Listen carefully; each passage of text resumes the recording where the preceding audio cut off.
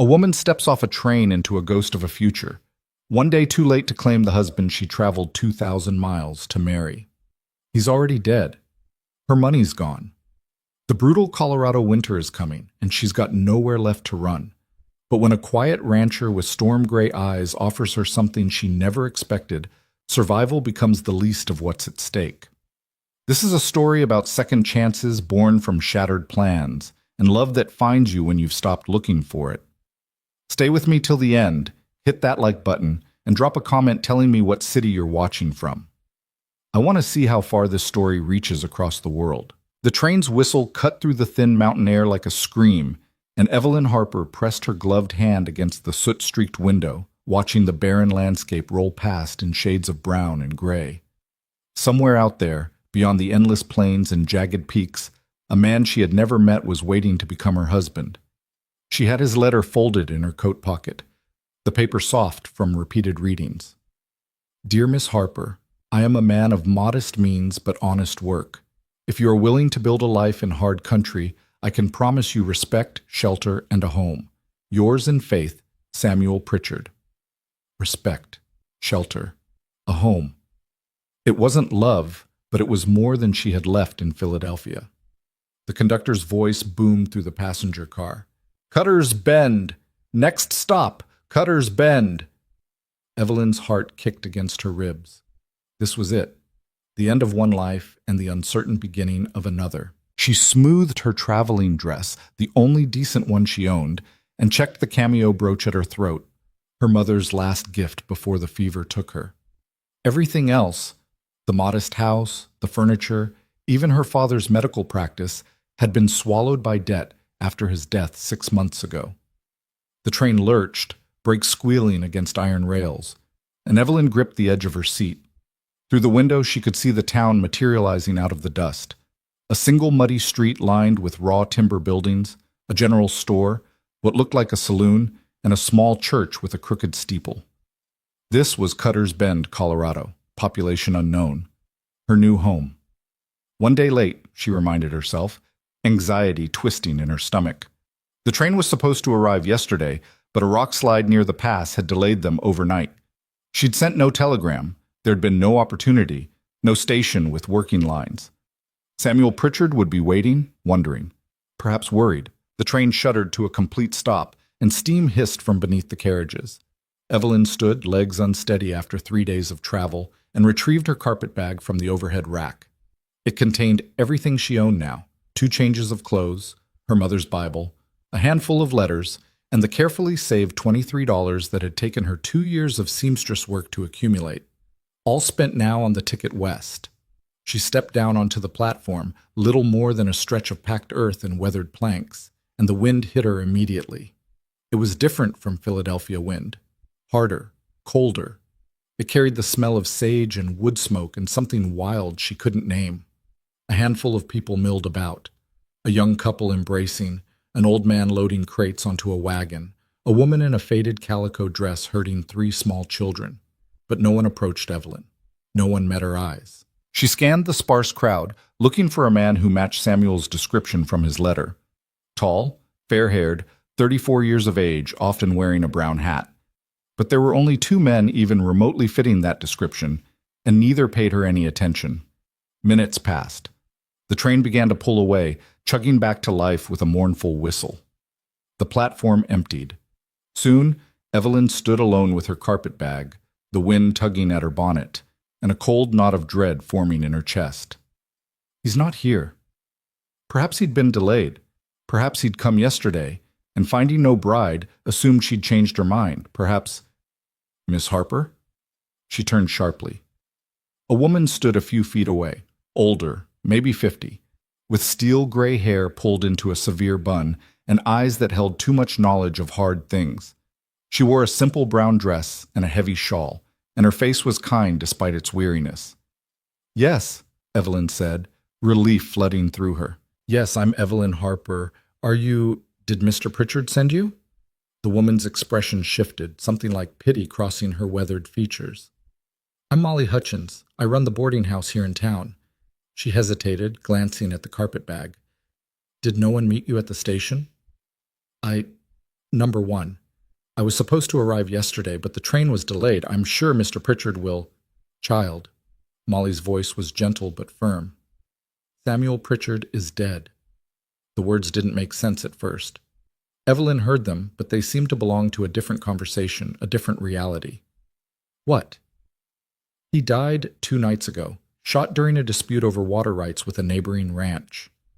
I'm so sorry, dear. I'm so very sorry. The platform tilted beneath Evelyn's feet. She reached out blindly, and Molly caught her arm, steadying her. There must be some mistake, Evelyn whispered. He wrote to me. He sent money for the train. I came all this way. I know. Molly's grip was firm, anchoring. I know you did, and I'm sorry you came so far for such terrible news. Dead. Samuel Pritchard was dead.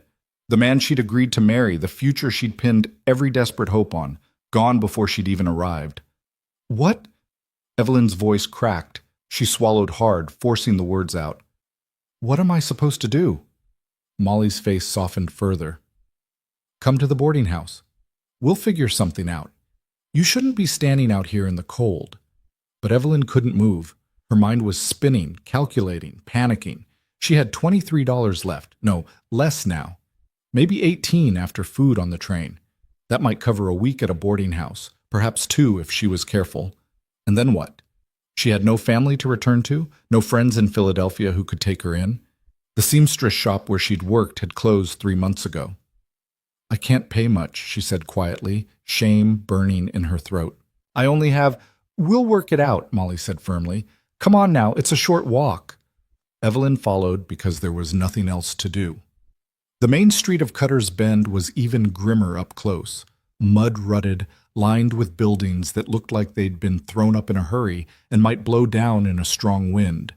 A few townspeople stared as they passed, curious and not particularly friendly. The boarding house was a 2-story structure at the edge of town, white paint peeling, front porch sagging slightly on one side. But it was clean, and when Molly pushed open the door, warmth rushed out to meet them. Sit, Molly ordered, gesturing to a worn settee in the small parlor. I'll make tea. Evelyn sat, still clutching her carpet bag, and stared at the faded wallpaper while her entire world continued to collapse inward. She had come west as a mail-order bride. Now she was simply a woman with no prospects, no connections, and almost no money in a town that didn't know her and had no reason to care. Molly returned with 2 chipped china cups and a pot of weak tea. She poured in silence, then sat across from Evelyn. Tell me about yourself, she said gently. Where are you from? Philadelphia. Evelyn wrapped her hands around the cup, grateful for its warmth. My father was a doctor. He died 6 months ago. There were debts. I had to sell everything. Any other family? No, my mother passed when I was 16. I have a cousin in Boston, but we haven't spoken in years. She took a shaky sip of tea. I worked as a seamstress for a time, but the shop closed. I saw Mr. Pritchard's advertisement in the newspaper. It seemed like a solution.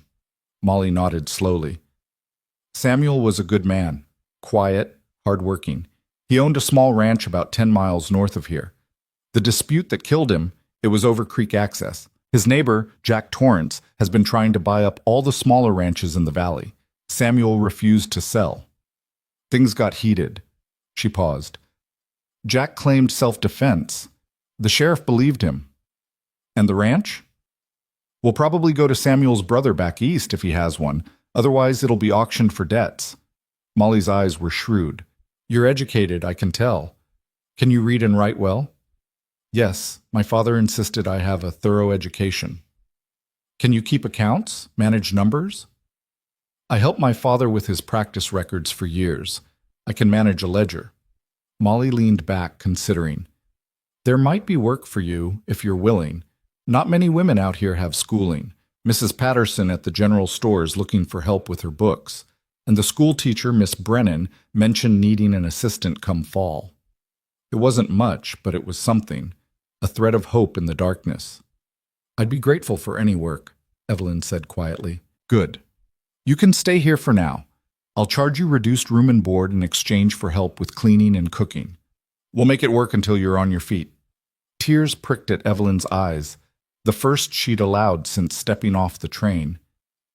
"Thank you, Mrs. Hutchins. I don't know what I would have—" The front door banged open, cutting her off. A young boy of maybe 12 burst in, face flushed and breathing hard. "Mrs. Hutchins, ma'am, Mr. Boone sent me to fetch you. There's a lady. He said a lady was supposed to arrive on the train for Samuel, and he wanted to make sure she'd been taken care of proper." Molly stood. "She's here, Tommy. Tell Wyatt she's safe and settled." But the boy was already looking at Evelyn with wide, curious eyes. "You're the bride? The one from back east?" "I was supposed to be," Evelyn said softly. Tommy's expression shifted to something like awe mixed with pity. "That's real sad, ma'am. Samuel was awful excited about you coming. He told everybody in town." He turned back to Molly. "Mr. Boone said if she needs anything, anything at all, to let him know. He feels terrible bad about what happened." "Who's Mr. Boone?" Evelyn asked. "Wyatt Boone. He owns the ranch adjacent to Samuel's. Well, to the south of it, not to the north where Torrance is. Good man. Best in the territory, some say." Molly's tone carried approval. "He and Samuel were friends. Wyatt was there when it happened." Something cold settled in Evelyn's stomach. "He witnessed it?" "He tried to stop it," Tommy piped up. "My pa said Wyatt rode between them, tried to talk sense, but Torrance was drunk and mean, and Samuel wouldn't back down, and then—" He made a gesture like a gun firing. "That's enough, Tommy," Molly said sharply. "Go tell Mr. Boone the lady is settled. And mind you don't spread talk." The boy nodded and darted back out into the wind. Evelyn set down her teacup with trembling hands. "This Mr. Boone, he feels responsible." "Wyatt feels responsible for everything," Molly said with a sigh. "It's his nature. He's a good man, Miss Harper. If he's taken an interest in your welfare, that's not something to dismiss lightly." But Evelyn barely heard her. She was thinking about the letter in her pocket, about Samuel Pritchard's careful handwriting promising respect and shelter, about how close she had come to security, only to have it snatched away by a bullet and bad timing. One day late. If the train had arrived on time, she would have married Samuel Pritchard yesterday. Would the dispute still have happened? Would he have ridden out to confront his neighbor, or would he have stayed home with his new bride? The question was poison, and she pushed it away. "I'd like to rest, if that's all right," she said quietly. Molly nodded and led her upstairs to a small plain room with a narrow bed, a washstand, and a window that looked out over the mountains. "Supper's at 6. Come down when you're ready." Alone, Evelyn sank onto the bed and finally let herself cry. Not loud, wrenching sobs. She'd learned to cry quietly during the months after her father's death, when creditors came knocking and neighbors whispered. Just silent tears that tracked down her face and dripped onto her clasped hands. She had gambled everything on a stranger's promise, and she had lost. The next morning dawned cold and bright, and Evelyn woke to the sound of roosters and distant cattle. For a moment, she forgot where she was. Then memory crashed back and she lay still, staring at the ceiling, trying to summon the will to face another day. A knock at the door interrupted her thoughts. "Miss Harper?" Molly's voice. "There's someone here to see you." Evelyn sat up, confused. She'd been in Cutter's Bend less than 24 hours. Who could possibly want to see her? She dressed quickly, splashed water on her face, and pinned her hair into a simple bun. When she came downstairs, Molly was waiting in the parlor with a man Evelyn had never seen before. He was tall, taller than Samuel's description, broader in the shoulders, with dark hair that needed cutting and eyes the color of storm clouds. He stood with his hat in his hands, turning it slowly, and when Evelyn entered, he looked up. Their eyes met, and something unspoken passed between them. Recognition, maybe, though they were strangers, or perhaps just the shared weight of grief. "Miss Harper," he said, and his voice was low and rough, like gravel underfoot. "I'm Wyatt Boone. I was a friend of Samuel Pritchard." "Mr. Boone." Evelyn folded her hands to keep them from shaking. "Mrs. Hutchins mentioned you. I wanted to come sooner, but I thought—" He paused, searching for words. "I thought you might need time to settle, to process." "That's kind of you." An awkward silence stretched between them. Molly cleared her throat. "I'll leave you two to talk. I'll be in the kitchen if you need me." She disappeared and Evelyn gestured toward the settee. Would you like to sit? Wyatt nodded and lowered himself carefully, like a man unused to parlor furniture. Evelyn sat across from him, hands still folded, spine straight. She had no idea what this man wanted, but she was determined to meet it with dignity. I'm sorry for your loss, she said, because it seemed like the thing to say. Wyatt's jaw tightened. It's not my loss, Miss Harper. It's yours. You came all this way to marry him, and now— He stopped, shaking his head. I keep thinking if I'd ridden out sooner, or if I'd convinced Samuel to stay home that day, or if I'd just— It's not your fault, Evelyn said quietly. From what I understand, you tried to stop it. I failed. You tried. That's more than most would do.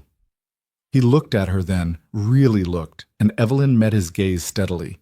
His eyes were haunted, she realized. Whatever he'd witnessed, it had carved itself deep. Samuel talked about you, Wyatt said finally. After he got your letter agreeing to come, he was lighter, hopeful. He said you were educated, well-spoken. He said you deserved better than him, but he was going to try his damnedest to be worthy. The words landed like stones in Evelyn's chest. I wish I'd known him. He was a good man. Stubborn as hell, but good.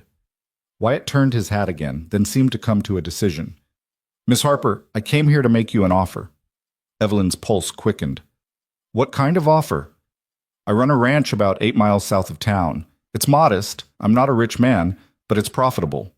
I've got cattle, some horses, good land. The problem is, I'm drowning in paperwork. I can't keep the books straight, the house is a disaster, and I'm one bad season away from losing track of everything I own. He leaned forward, earnest now. I'm not asking what Samuel asked. I'm not looking for a wife. But I need help, and you need work.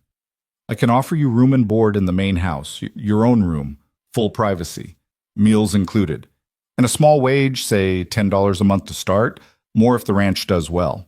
You'd keep the books, manage the household, maybe help with correspondence.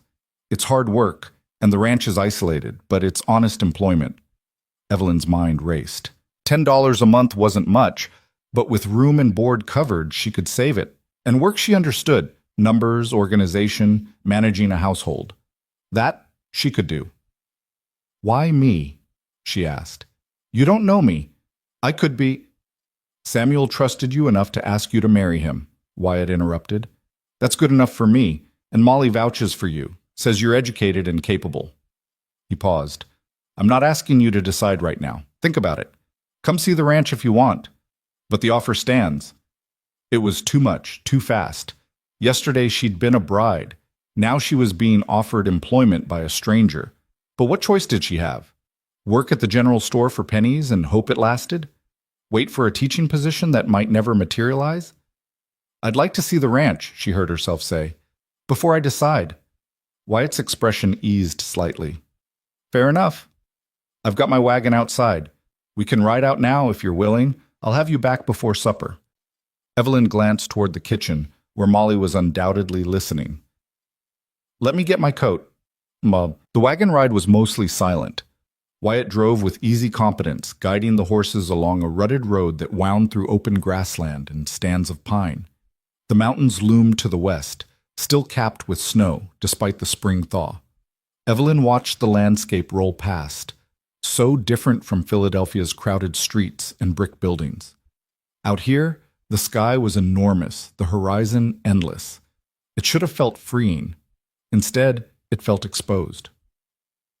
How long have you had the ranch? She asked, more to break the silence than anything. 5 years. Bought it from a man who wanted to move back east. Wyatt kept his eyes on the road. It was run down when I got it, fences falling apart, barn half collapsed. But I built it back up. It's good land, good water. Is that what the dispute was about? Water? His hands tightened on the reins. Yeah. Jack Torrance wants to dam the creek that runs through this valley. It'd give him control over every ranch downstream, including mine and what was Samuel's. Samuel refused to sell his water rights, so did I. Torrance didn't take it well. And the sheriff did nothing? Torrance has money. Money talks louder than justice out here. Evelyn absorbed that, another hard truth about this hard place. Do you think he'll come after you next? Wyatt's smile was grim. He can try. They rode in silence after that, and Evelyn found herself studying Wyatt from the corner of her eye. He was maybe 30, 32, with the weathered look of a man who spent his life outdoors. His hands were scarred and calloused, his face lined from sun and wind. But there was something steady about him, something solid, like he was rooted to this land in a way she couldn't yet understand. "There," Wyatt said, pointing ahead. The ranch appeared gradually, first a fence line, then a cluster of buildings nestled in a shallow valley. A barn, a stable, a few outbuildings, and a house, modest but well built, with a covered porch and stone chimney. Wyatt drove the wagon up to the house and set the brake. "It's not much," he said, almost apologetically, "but it's sturdy."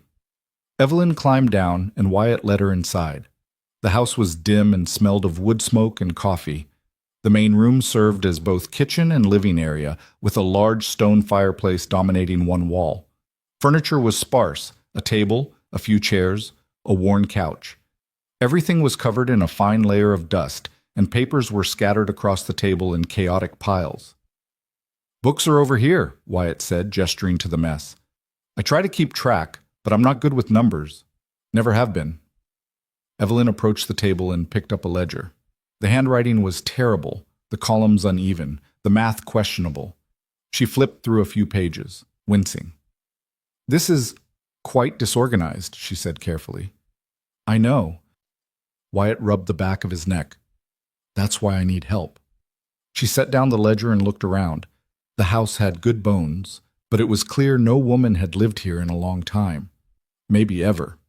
The floors needed sweeping, the windows washing, the shelves organizing. "And the room you mentioned?" Wyatt led her down a short hallway to a small bedroom. It was plain, just a bed, a dresser, and a window, but it was clean, and the bed had a quilt that looked handmade. "It was supposed to be a guest room," Wyatt said. "Never had guests. But it's yours if you want it. Door has a lock," he added, meeting her eyes. "You'd have complete privacy. I sleep on the other side of the house." Evelyn nodded slowly. It was more than she'd expected, more than she probably deserved. "Can I ask you something, Mr. Boone?" "Wyatt, and yes." "Why are you doing this? You don't owe me anything." He was quiet for a long moment, staring out the window at the land beyond. "Samuel was my friend, and I couldn't save him, but maybe I can help the woman he wanted to build a life with. Maybe that counts for something." It was honest, painfully so, and Evelyn found herself believing him. "I'll do it," she said. "I'll take the job." Wyatt's shoulders dropped slightly, like he'd been holding tension he hadn't known was there. "You're sure?" "I'm sure, but I have conditions." "Name them." "I want it understood that this is employment, nothing more. I'm grateful for the offer, but I won't be pressured into anything beyond keeping your books and managing your household." "Agreed.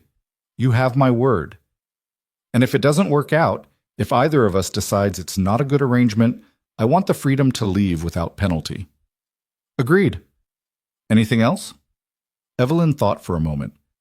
"If I'm managing your household, I need authority to make decisions about supplies, cleaning, organization. I can't work with my hands tied." A smile tugged at the corner of Wyatt's mouth. "Miss Harper, if you can make sense of those books and get this place in order, you can have all the authority you want." "Then we have an understanding." They shook hands, formal and businesslike, and Evelyn felt the first stirring of something that wasn't quite hope, but was close enough. Maybe, she thought, one day late wasn't too late after all. Maybe it was exactly on time. Evelyn moved to the ranch 3 days later, her few belongings packed in the same carpet bag she'd carried from Philadelphia.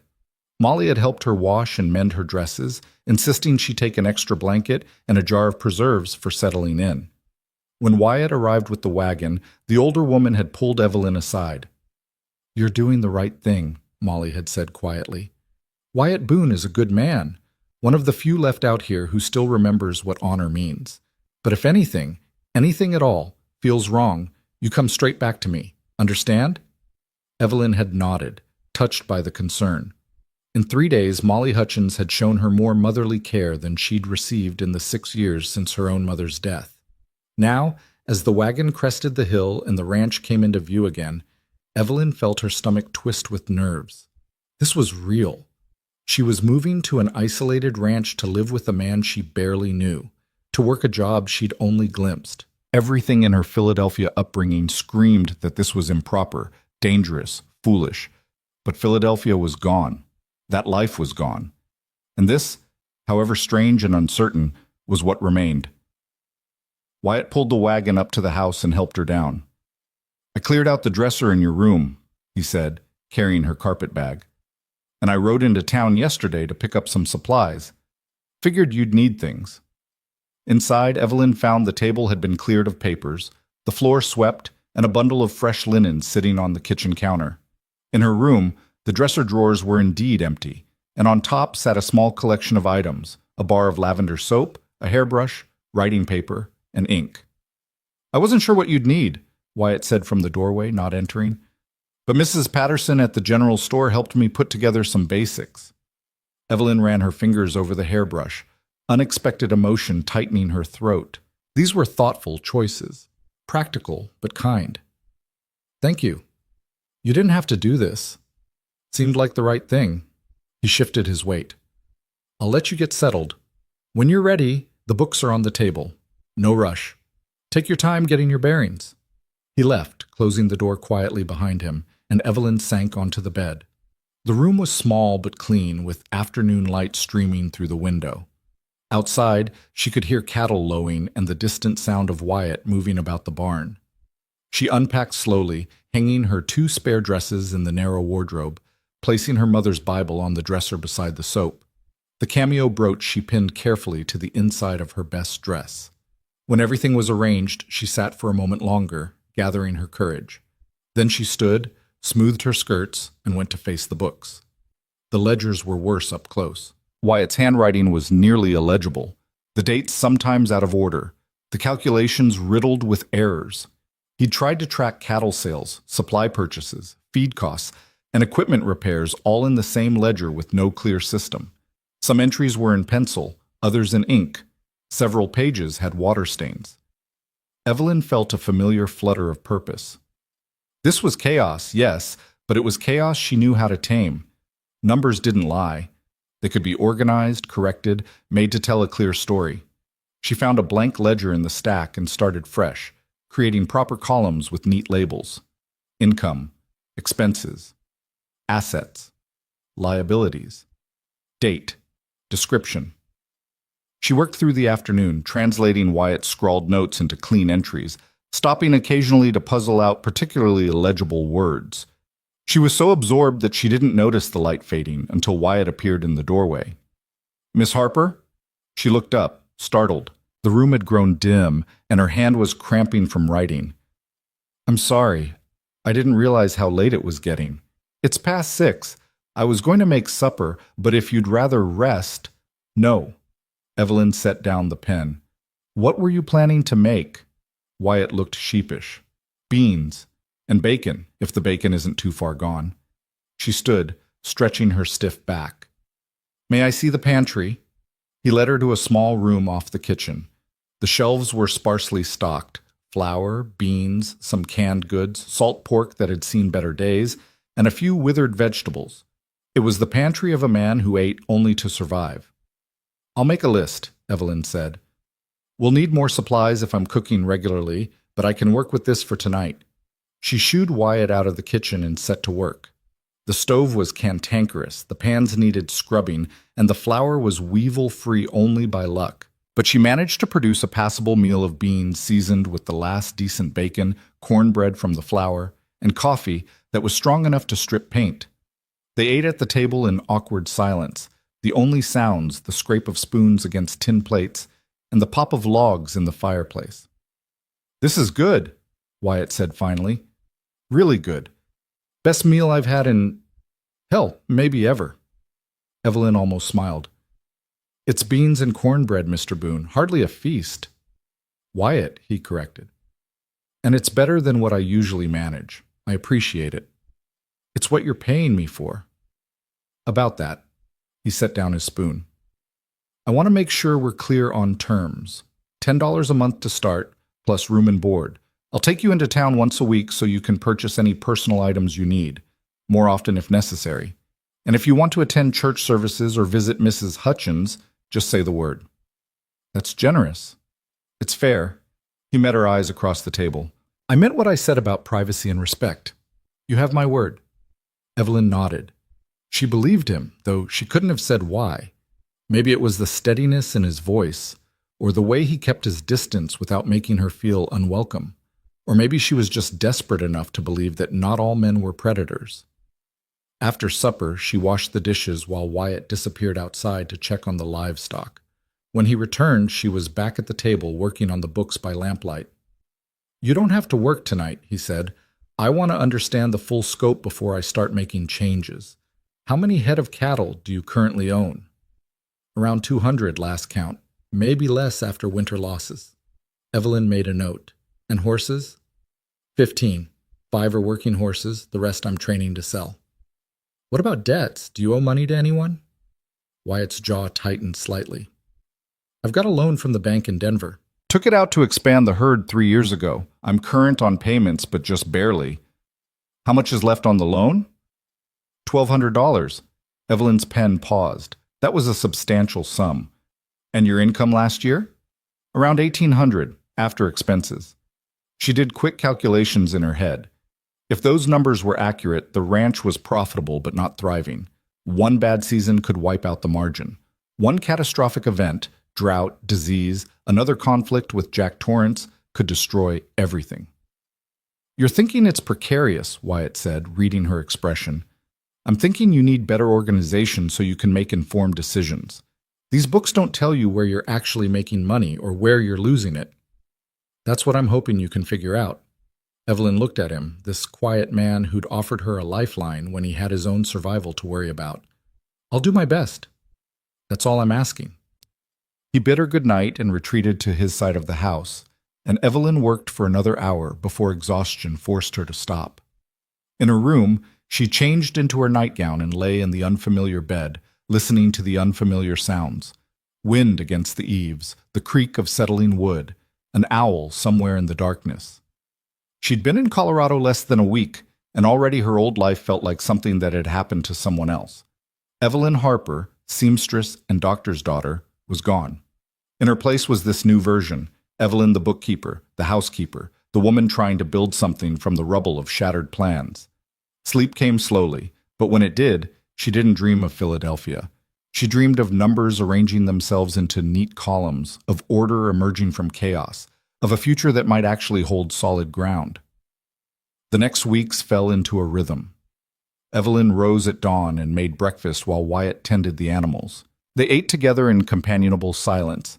Then Wyatt headed out to work the ranch, while Evelyn tackled the books and the housekeeping. The latter was a monumental task. Years of bachelor living had left the place filthy in ways she hadn't initially noticed. She scrubbed floors, washed windows, beat rugs, and organized shelves. Slowly, the house began to transform. The books were equally challenging. She created a new system, separating income and expenses into clear categories. Feed, equipment, medical supplies for the animals, labor. She discovered that Wyatt was spending far too much on feed he could grow himself and not enough on equipment maintenance. She found duplicate purchases where he'd forgotten what he'd already bought.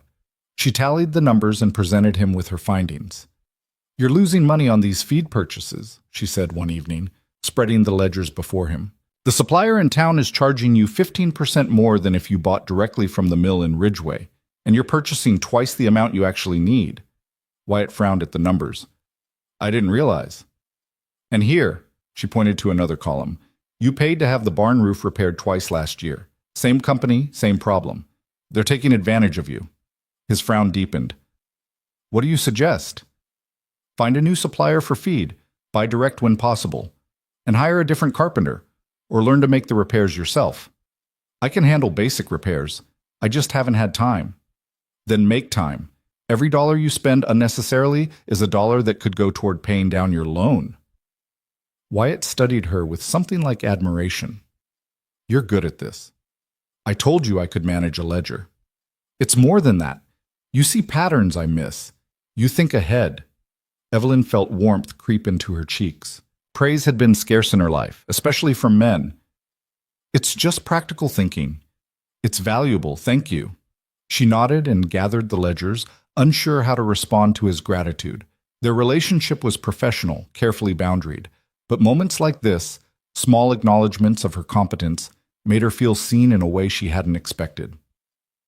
As the days stretched into weeks, Evelyn began to venture beyond the house. Wyatt taught her to recognize the landmarks of the ranch, the creek that ran along the southern boundary, the pasture where the cattle grazed, the ridge where eagles nested. He showed her how to identify the different breeds of cattle, how to tell if an animal was sick, how to read the weather in the clouds that gathered over the mountains. "Storm coming," he said one afternoon, pointing to a dark mass building to the west. "We'll need to bring the horses into the barn." Evelyn helped him herd the animals, learning to move quietly so she didn't spook them. When the storm broke, they were safe inside the barn, rain hammering the roof and lightning splitting the sky. Wyatt checked each stall while Evelyn stood in the doorway, watching the deluge turn the yard into a river of mud. "Beautiful, isn't it?" Wyatt said, coming to stand beside her. "Terrifying," Evelyn corrected. "That too." He smiled slightly. "Out here, things that are beautiful are usually dangerous. The mountains can kill you. The plains can swallow you. Even the sky can turn on you without warning. But there's something honest about it. Nature doesn't pretend to be anything other than what it is." Evelyn glanced at him. His profile was sharp in the gray light, eyes fixed on the storm. "Is that why you came here? For the honesty?" "Partly. I grew up in St. Louis, crowded, dirty, full of people who smiled while they stabbed you in the back. Out here, if a man wants to stab you, he does it to your face." He paused. "That sounds darker than I meant it." "No, I understand." And she did. Philadelphia had been full of creditors with sympathetic smiles and neighbors who gossiped behind closed doors. At least here, the dangers were visible. They stood together until the storm passed, and when they walked back to the house, something had shifted. Not much, just a small easing of the careful distance they'd maintained, but it was enough. That night, after supper, Wyatt lingered at the table instead of retreating immediately. "Can I ask you something, Miss Harper?" "Of course, and please call me Evelyn. Miss Harper sounds like my school teacher." "All right. Evelyn." He seemed to test the name. "Why did you agree to come west? To marry a man you'd never met?" She'd known the question would come eventually. "I didn't have much choice. After my father died, I had no family, no home, no prospects. I could have tried to find work as a governess or a companion, but those positions are scarce and poorly paid. Marriage seemed like the most practical option." "But you didn't love Samuel. You didn't even know him." "No, but I respected what he offered. Security, stability, a place to belong." She met Wyatt's eyes. "Love is a luxury, Mr. Boone. Wyatt. Most people don't have the freedom to wait for it." "Do you think you could have come to love him? Eventually?" It was an intimate question, one she would have deflected a few weeks ago, but something about the quiet house and the darkness outside made honesty feel safer. "I don't know. Maybe. He seemed like a good man from his letters, kind, thoughtful." She paused. "What was he really like?" Wyatt considered the question. "Stubborn, loyal. He'd give you the shirt off his back if you needed it, but he wouldn't budge an inch if he thought he was in the right. That's what got him killed. He was in the right about the water rights, and he wouldn't compromise even when it would have saved his life." "Do you think he was foolish?" "I think he was principled. There's a difference." Evelyn traced the grain of the table with one finger. "I wish I'd known him, even for a day." "He would have been lucky to have you." The words hung in the air between them, weighted with meaning neither of them was ready to examine. Evelyn stood abruptly. "I should finish the mending before bed. Those work shirts of yours are falling apart." "You don't have to." "It's part of managing the household. Good night, Wyatt." She retreated to her room before he could respond, heart beating too fast. This was dangerous territory. Wyatt Boone was her employer, nothing more. She couldn't afford to mistake kindness for something deeper, couldn't afford to let her guard down. But as she mended his shirts by lamplight, her needle moving in steady rhythm, she couldn't stop thinking about the way he'd said her name, or the way he looked at her sometimes, like she was a puzzle he was trying to solve, or the way her chest felt lighter when he smiled. She was in trouble, and she knew it. The following week, Wyatt took her to town for supplies. It was her first trip back to Cutter's Bend since she'd arrived, and she was surprised by how foreign it felt. The ranch had become familiar in a way the town never had. They stopped first at the general store, where Evelyn presented Mrs. Patterson with a carefully organized list. The older woman raised her eyebrows. "My, you're thorough. Wyatt usually just wanders around pointing at things until I tell him what he needs." "I prefer a systematic approach," Evelyn said mildly. While Mrs. Patterson filled the order, Evelyn examined the store's account book, which lay open on the counter. It was a mess, worse than Wyatt's had been. "Mrs. Patterson, would you mind if I asked about your bookkeeping system?" The woman laughed. "System? That's generous. I just write things down and hope for the best. I could help you organize it. Set up proper columns, track inventory, calculate profit margins." Mrs. Patterson looked intrigued. "You know how to do all that?" "I've been managing Mr. Boone's ranch accounts. The principles are the same." "How much would you charge?" Evelyn hadn't considered payment, but the opportunity was too good to pass up. $5 to set up the initial system and 50 cents per month to maintain it if you'd like ongoing help. "Done. When can you start?" "I'll come back next week." When Wyatt finished loading the supplies and they were back in the wagon, he gave her an appraising look. "You just landed yourself another job. Is that all right? It won't interfere with my work at the ranch." "It's more than all right. You should be compensated for your skills." He paused. "I'm proud of you." The simple statement made her flush with pleasure. It's just bookkeeping. It's independence. That matters. They rode in comfortable silence for a while, the wagon creaking over the rutted road. Then Wyatt spoke again. "There's a dance next month. Town social. Everyone goes. I was thinking, if you wanted to attend, I could take you, just as friends," he added quickly. "A chance to meet people, be part of the community." Evelyn's first instinct was to refuse. Dances meant scrutiny, questions, reminders that she was the woman who'd come to marry a dead man. But part of her, the part that had been lonely for so long, wanted to go, wanted to wear her good dress and feel normal for an evening. "I'd like that," she said. "Thank you." Wyatt's smile was genuine. "Good. It's settled then." When they returned to the ranch, Evelyn threw herself into preparations for the dance with an enthusiasm that surprised her. She altered her best dress, letting out the waist and adding a bit of lace from an old petticoat. She practiced pinning her hair in a style she'd seen in a magazine. She even convinced Wyatt to take her back to town so she could purchase ribbon from Mrs. Patterson.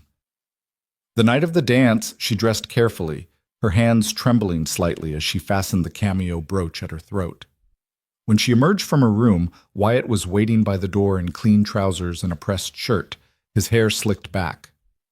"You look lovely," he said, and there was something in his voice that made her breath catch. "Thank you. You look very handsome yourself." The ride to town was charged with a nervous energy neither of them acknowledged. When they arrived at the community hall, music was already spilling out into the street, fiddle and guitar, laughter, and stomping feet. Inside, the hall was crowded with ranchers and townspeople, all dressed in their best. Evelyn felt eyes turning toward her as she entered on Wyatt's arm. Whispers followed them. "That's her, the one who came for Samuel.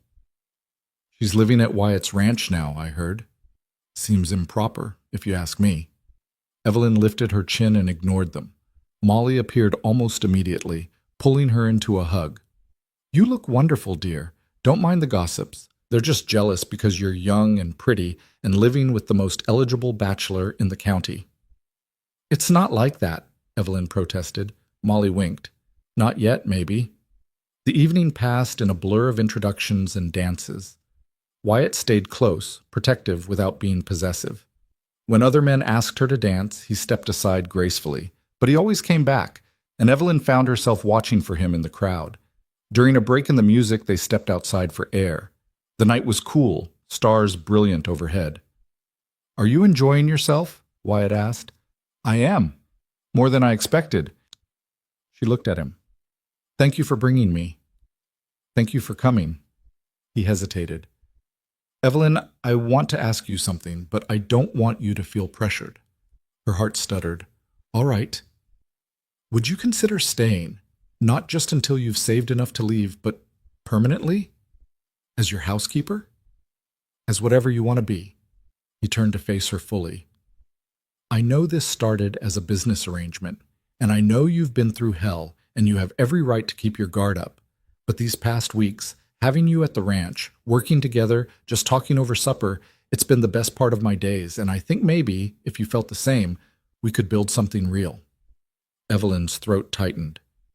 Wyatt, I don't know if I'm ready for... I'm not asking you to decide tonight. I'm just asking you to think about it, to consider the possibility. His voice was earnest, raw. You came here expecting one future and got something completely different. But maybe that doesn't have to be a tragedy. Maybe it could be an opportunity. She wanted to say yes. The word was right there, pushing against her lips. But fear held it back. Fear of trusting again, of being disappointed again, of building hope only to watch it crumble. I'll think about it, she said finally. That's all I'm asking.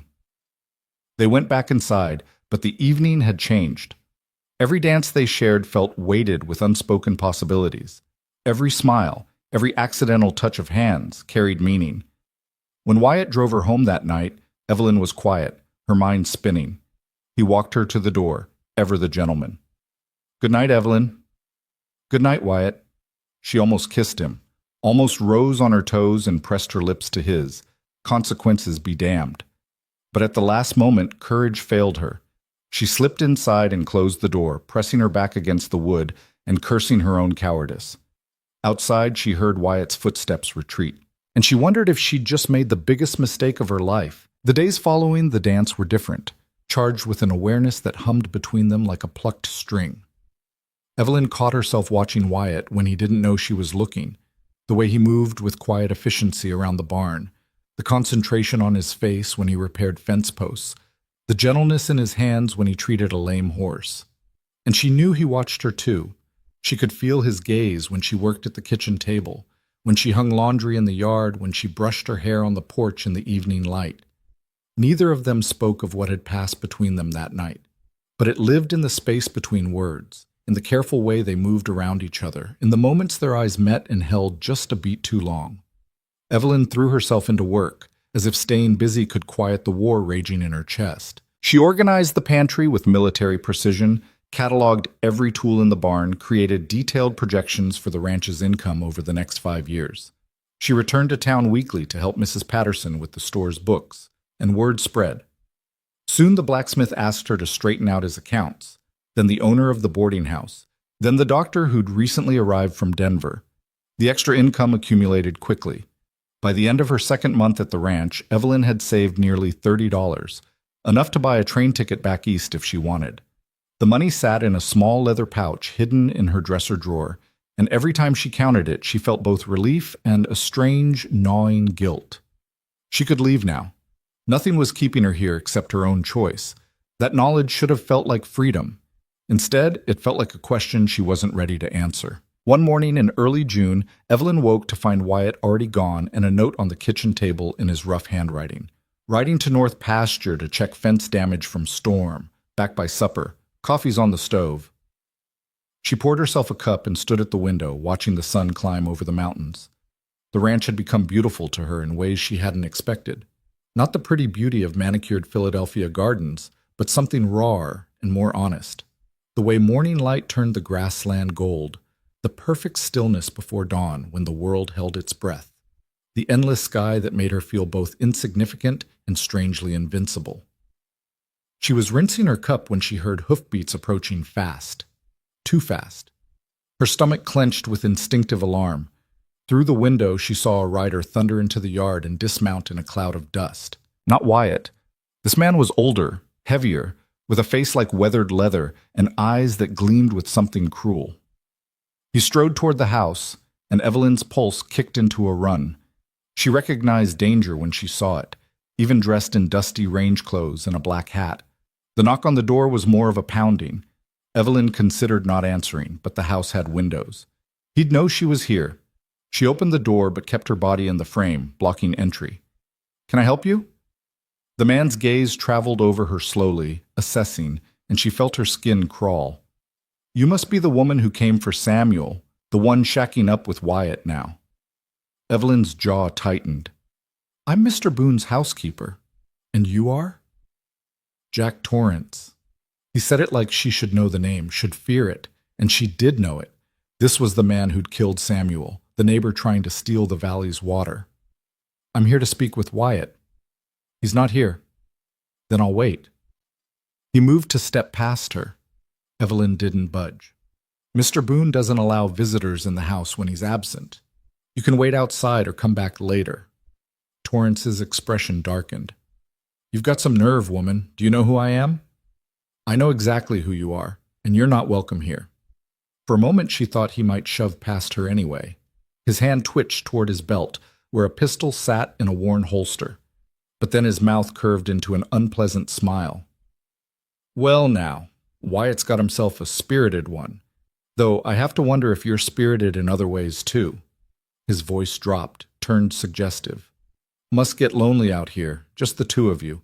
A man and a woman under one roof, no one around to see what happens in the dark. Heat flooded Evelyn's face. Anger, not embarrassment. Get off this property, now. Or what, you'll tell Wyatt? Torrance laughed.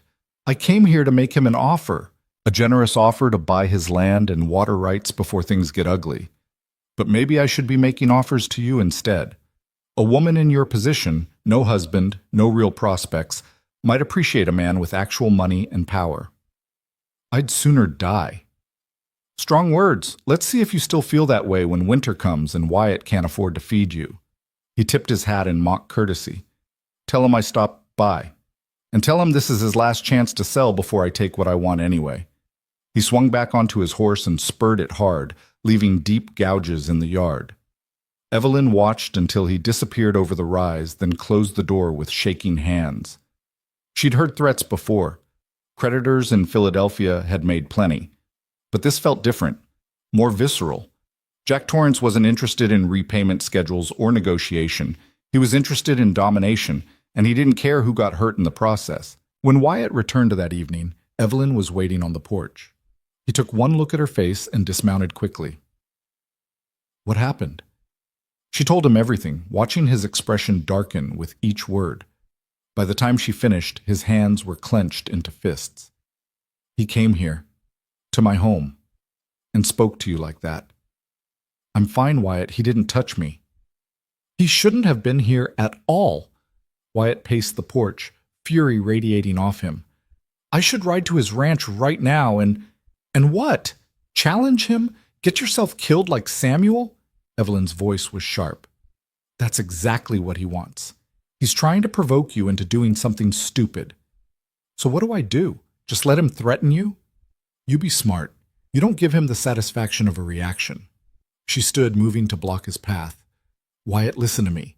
Men like Torrance are bullies. They want you scared and angry and reckless. Don't give him that power. He stopped pacing, breathing hard. I can't just ignore this. I'm not saying ignore it. I'm saying think strategically. What does he actually want? My land. My water rights. And he thinks threats will make you sell. But what if there was a way to make your water rights worthless to him? Wyatt frowned. What do you mean? Evelyn had been thinking about this all afternoon, turning possibilities over in her mind. He wants to dam the creek and control the water for the whole valley. But what if other ranchers banded together, created a cooperative agreement to share water fairly? If enough people refuse to sell to him, his plan falls apart. Getting ranchers to cooperate is like herding cats. Then you'll need to be persuasive. Show them the numbers. Prove that working together benefits everyone more than selling out to Torrance. Wyatt studied her for a long moment. You really think that could work? I think it's worth trying. Better than getting shot over a creek. He reached out and tucked a loose strand of hair behind her ear, the gesture achingly gentle. When did you get so wise? I've always been wise. You're just now noticing. The corner of his mouth lifted. I notice everything about you, Evelyn. The air between them thickened. Evelyn's heart hammered against her ribs. This was the moment. She could feel it building like a summer storm. One of them just needed to be brave enough to step forward. Wyatt, I meant what I said after the dance. His voice was low, rough, about wanting you to stay, about building something real. I know, but I also meant that I won't pressure you. If you want to keep things as they are, if you want to save your money and leave when you're ready, I'll understand. I won't make it difficult. Evelyn's throat ached. And if I don't want to leave? His eyes searched hers. Then I'd ask what you do want. The truth pushed at her lips, demanding release. I want to stop being afraid. I want to trust that something good can last. I want... She broke off, overwhelmed. What do you want, Evelyn? His hand moved to cup her face, thumb brushing her cheekbone. You, she whispered. I want you. The kiss started gentle, questioning, giving her space to pull away. But Evelyn didn't pull away. She leaned in, her hands fisting in his shirt, and kissed him back with all the longing she'd been trying to deny for weeks. Wyatt made a sound low in his throat and deepened the kiss, one hand sliding into her hair while the other wrapped around her waist, pulling her closer. He tasted like coffee and summer dust and something uniquely him, and Evelyn felt herself dissolving into sensation, the solid warmth of his chest against hers, the scratch of his day-old beard, the way he held her like she was precious and breakable and strong all at once. When they finally broke apart, both breathing hard, Wyatt rested his forehead against hers. I've wanted to do that for so long. Why didn't you? Because I wanted you to choose it, not feel obligated because of our arrangement or because you thought you owed me something. I wanted it to be real.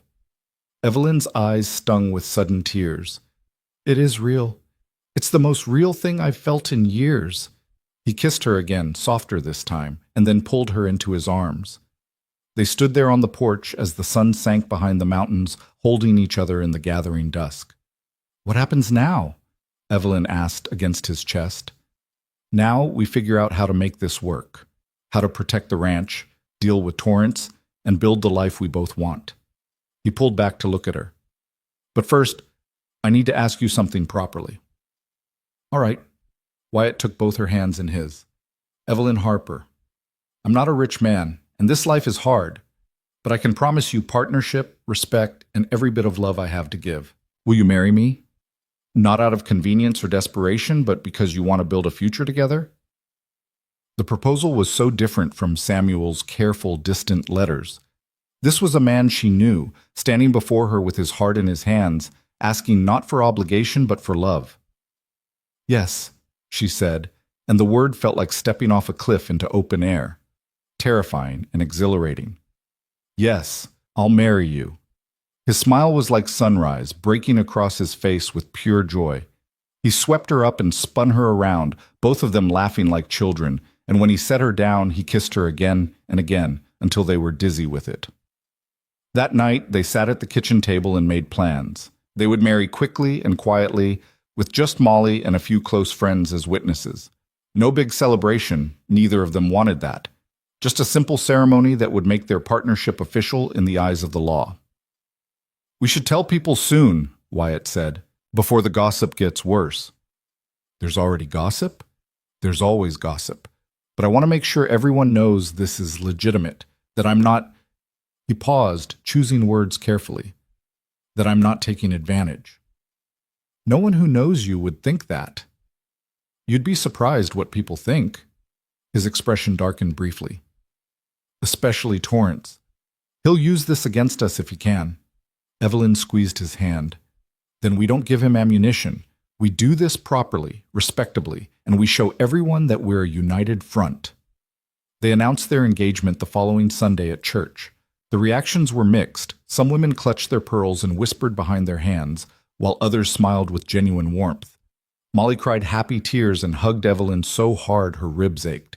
The minister, a kindly man named Reverend Phillips, congratulated them and offered to perform the ceremony the following week. But not everyone was pleased. As they left the church, Jack Torrance was waiting by their wagon, his presence like a storm cloud on a clear day. Well, well, congratulations to the happy couple, his voice dripped with false cheer. Though I have to say, Wyatt, you move fast. Barely 2 months since Samuel died, and you're already snatching up his bride. Wyatt's body went rigid beside Evelyn, but she spoke before he could. I was never Samuel's bride, Mr. Torrance, and my engagement to Wyatt is none of your concern. Oh, but it is my concern. See, a married couple has different legal rights than a single man and his housekeeper. Makes it harder to challenge property claims, to contest water agreements. He smiled, showing too many teeth. You're not as clever as you think, little lady. I know what you're doing. Then you know it's perfectly legal, Evelyn said evenly. Good day, Mr. Torrance. She climbed into the wagon, leaving Wyatt to follow. He did, but not before giving Torrance a look that promised consequences. As they drove away, Evelyn could feel Wyatt's tension like a coiled spring. He's going to escalate, Wyatt said grimly. The engagement threatens his plans. Then we need to move faster than he does. How many ranchers in this valley would be willing to form a cooperative? Maybe 6, 7 if I can convince old Marcus Peterson. The others are either already planning to sell to Torrance or too scared to stand against him. 6 is enough. If you can get them to agree to a formal water-sharing arrangement, Torrance loses his leverage. I'll start talking to them this week. He glanced at her. Are you sure you want to be in the middle of this? It could get dangerous. I'm already in the middle of it. The moment I agreed to marry you, I chose this fight. His hand found hers. I wish I could promise you an easy life. I don't want easy, I want real. The week before the wedding was chaos. Evelyn continued her bookkeeping work in town while Wyatt rode from ranch to ranch, making his case for cooperation. Some ranchers were receptive, others slammed doors in his face. By Friday, he had commitments from 5 ranchers. Not quite enough, but a start. Meanwhile, Evelyn prepared for the wedding with Molly's help. Her dress was simple, the same one she'd altered for the dance, with fresh ribbon and her mother's cameo. Molly insisted on making a small cake, and Mrs. Patterson donated flowers from her garden. The night before the wedding, Evelyn couldn't sleep. She lay in her narrow bed, staring at the ceiling, and felt the full weight of what she was about to do. Tomorrow, she would marry Wyatt Boone, binding her life to his in ways both legal and spiritual. There would be no going back, no escape if things went wrong. Was she making another desperate mistake, or was she finally choosing something for herself, on her own terms? A soft knock at her door pulled her from her thoughts. Evelyn, you awake? Wyatt's voice. She sat up. Yes. Is something wrong? Can I come in? I won't stay long. She wrapped a shawl around her nightgown and opened the door. He stood in the hallway, still fully dressed, looking as restless as she felt. Couldn't sleep either? She asked. Kept thinking about tomorrow, about everything changing. Having second thoughts? Never. He said it with such conviction that warmth flooded through her. But I wanted to make sure you weren't. This is your last chance to change your mind, Evelyn. If you're not certain, if any part of you doubts this, tell me now. I'll understand. She looked at him in the dim hallway, this good man who'd offered her safety when she had nothing, who'd respected her boundaries, who'd given her space to choose. He wasn't perfect. He was stubborn and sometimes too quick to anger, and he had a talent for losing receipts that made bookkeeping a nightmare. But he was honest. He was kind, and he looked at her like she hung the moon. I'm certain, she said. Are you? I've never been more certain of anything in my life. Then stop worrying and get some sleep. We have a wedding tomorrow. He smiled and reached for her hand, bringing it to his lips. Good night, Evelyn. Sleep well. Good night, Wyatt. She watched him disappear down the hall, then returned to bed. This time, sleep came easily. The wedding took place at noon in the small church on the edge of town. Molly stood as witness, along with a rancher named Ben Crawford and his wife, Sarah. Reverend Phillips kept the ceremony short and simple, and when it came time for Wyatt to kiss his bride, he did so with a tenderness that made Evelyn's eyes sting.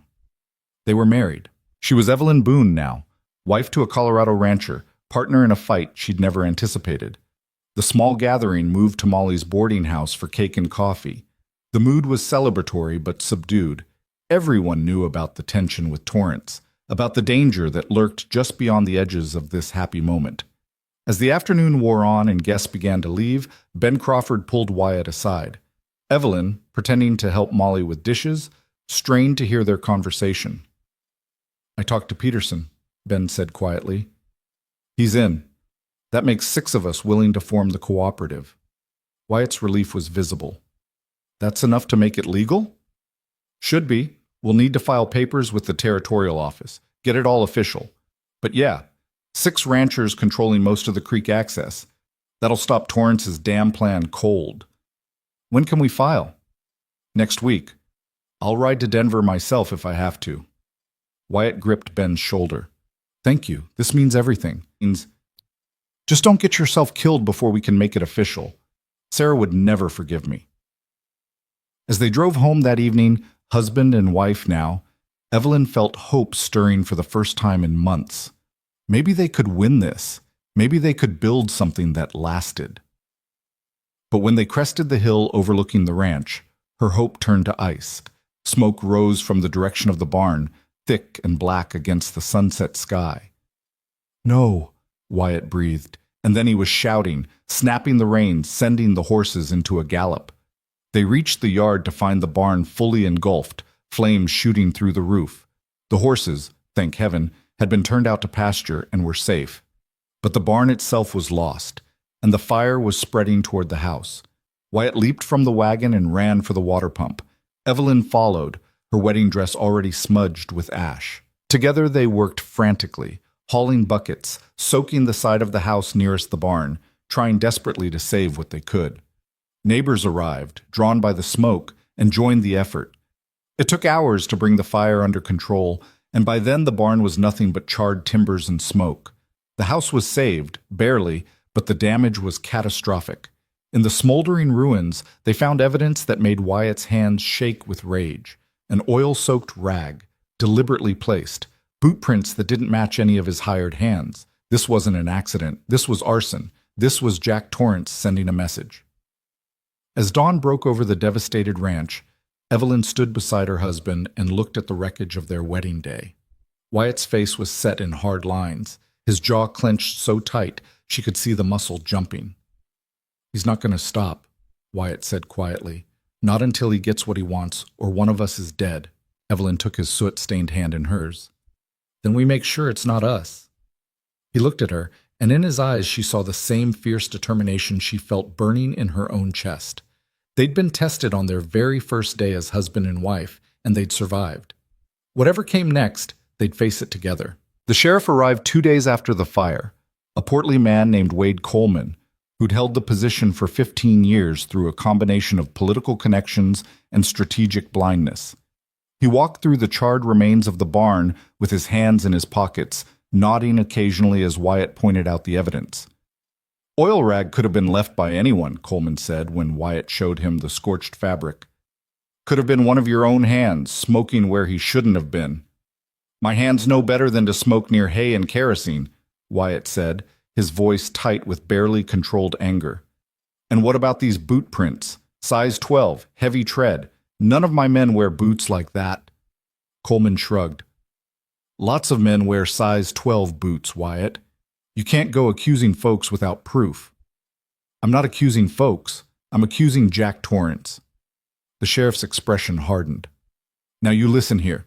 Jack Torrance is a respected landowner in this county. You can't go throwing around accusations like that without evidence. Real evidence, not just your suspicions. He threatened me. Threatened my wife. And now my barn burns down the same day I marry? Wyatt stepped closer, his fists clenched. You know damn well who did this, Wade. Everyone in the territory knows. What I know is that you've been stirring up trouble with this water cooperative business, making enemies. Could be any number of people wanted to send you a message. Coleman turned toward his horse. I'll file a report, but unless you've got witnesses or something more concrete, there's nothing I can do. You mean there's nothing you will do? The sheriff swung into his saddle. Watch yourself, Boone. Making enemies of powerful men is dangerous. For your sake, and your new wife's, I'd advise you to be more careful. He rode off, leaving Wyatt staring after him with murder in his eyes.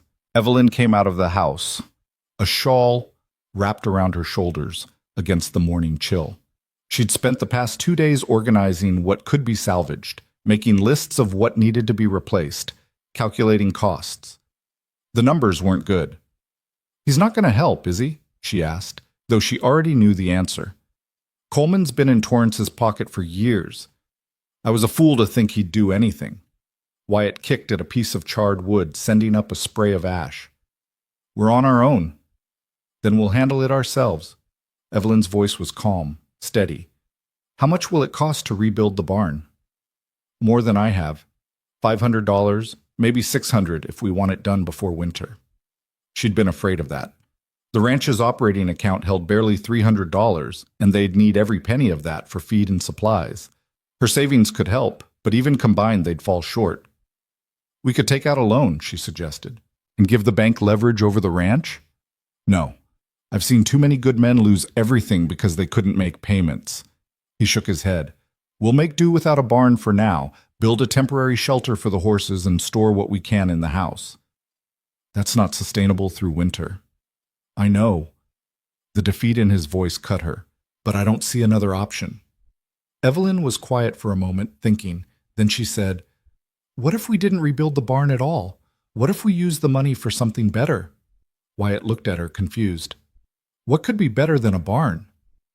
"Leverage, power, the ability to fight back." She'd been turning an idea over in her mind since the fire started, and now it crystallized into clarity. "Torrance wants us desperate and weak. He's counting on this setback to make you give up, sell out. But what if instead of rebuilding, we invested in expanding the cooperative, bought equipment to improve water access for all 6 ranches, made ourselves indispensable to the other ranchers?" "I'm not following." "Right now, you're asking the other ranchers to stand with you out of principle. But principle doesn't feed cattle or water crops.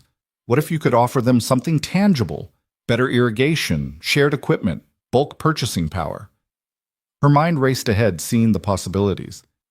If the cooperative becomes profitable, more ranchers will want to join. And the more ranchers who join, the weaker Torrance's position becomes. Wyatt stared at her like he was seeing her for the first time. "You want to turn the cooperative into a business. I want to turn it into the most powerful force in this valley, strong enough that Torrance can't touch us." She met his eyes. "We can't outfight him, Wyatt, but we might be able to outthink him." A slow smile spread across his face. "You're terrifying when you get that look." "What look?" "The one that says you're 3 steps ahead of everyone else." He pulled her into his arms, kissing the top of her head. "All right, let's do it. But we'll need the other ranchers to agree. Then we'll convince them." That afternoon, they rode to Ben Crawford's ranch to present the plan.